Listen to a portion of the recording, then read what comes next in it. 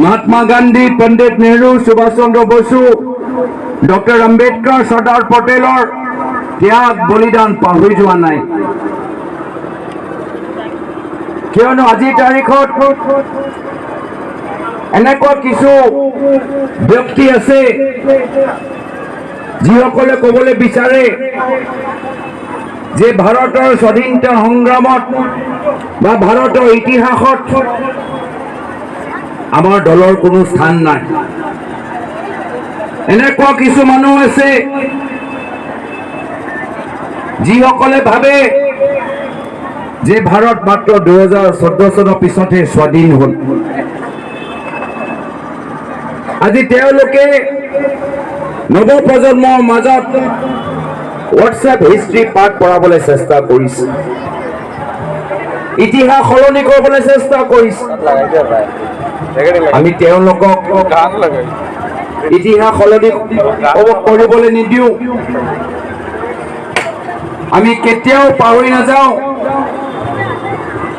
যে এনেকুৱা কিছু সংগঠন আছিল যি সংগঠনবোৰে ভাৰতৰ স্বাধীনতা সংগ্ৰামত ভাগ লোৱা নাছিল। আমি পাহৰি নাযাওঁ কি যেতিয়া মহাত্মা গান্ধীক হত্যা কৰা গ'ল,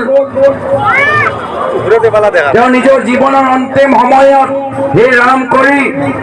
হে ৰাম কৈ মৃত্যুবৰণ কৰিলে। সেই সময়ত কিছু কাৰ্যালয়ত মিঠাই আৰু লড্ডু বিতৰণ কৰা গৈছিল। আমি পাহৰি নাযাওঁ যে যিদৰে আজি আমি ভাৰতীয় পতাকা প্ৰতি গৌৰৱ অনুভৱ কৰোঁ, এনেকুৱা কিছু সংগঠন আছিল যি সংগঠন নিজৰ কাৰ্যালয়ৰ ভিতৰত ভাৰতৰ পতাকা কেতিয়াও সন্মান দিয়া নাছিল। আমি পাহৰি নাযাওঁ যে এতিয়াও কিছু সংগঠন আছে যি ভাৰতীয় সংবিধানটো সলনি কৰিবলৈ বিচাৰে। সেইকাৰণে যিদৰে ইতিহাসত ভাৰতীয় সমাজৰ ওপৰত এটা গধুৰ দায়িত্ব যে বিভাজনকাৰী শক্তিক আঁতৰত ৰাখিব লাগে, আজি বৰ্তমানৰ যুগত বৰ্তমানৰ সমাজৰ ওপৰত একে গধুৰ দায়িত্ব যে বিভাজনকাৰী শক্তিক আমি আঁতৰত ৰাখিব লাগে।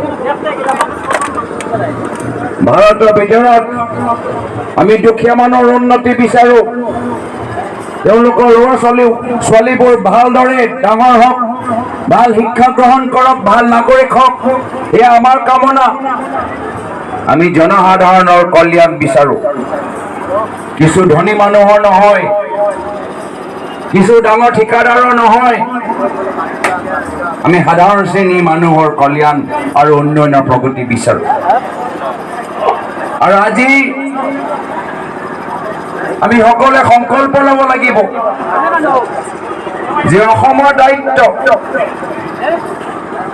কোনো এজন বিশেষ ব্যক্তি, এটা বিশেষ চিন্তাধাৰা, এটা বিশেষ দল নহয়।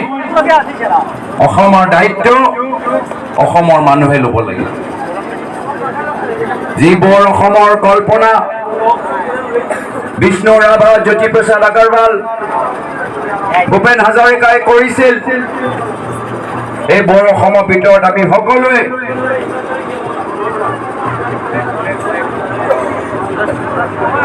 অসমৰ দায়িত্ব লৈ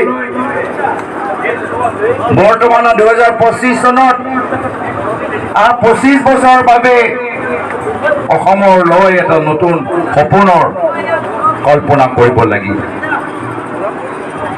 যুৱকসকলে চাই আছে আমাৰ ফালে, আৰু তেওঁলোকে আজি তাৰিখত বিভাজনকাৰী ভাষা ভাল নাপায়, তুচ্ছ তাচ্ছিল্য কৰা ৰাজনীতি ভাল নাপায়।